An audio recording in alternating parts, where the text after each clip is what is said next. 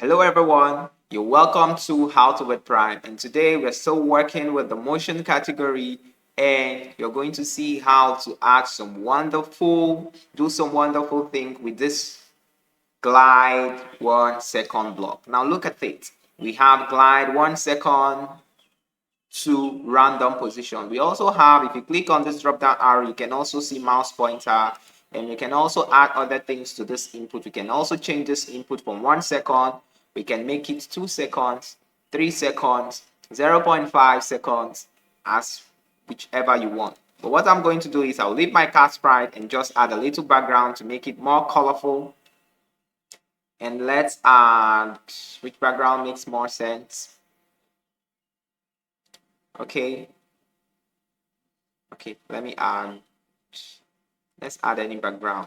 Okay, now this is what it means. If I click on this block, it glides 1 second. It will take him 1 second to glide. Watch. To a random position, glide to another random position. Look at how the sprite behave. I click again to a random position. It goes to a random position in 1 second, goes to a random position in 1 second, goes to another random position in 1 second, and I click as I change it to 2 seconds. You see, it's going to take longer time to go to the point because 2 seconds is going to be slower. 2 seconds, I can increase it to 5 seconds. You see how slow it's going in 5 seconds. If I make it 0.5, it will be faster. This is 0.5 seconds. So as I click on it, very fast, click on it very fast, click on it very fast, very fast.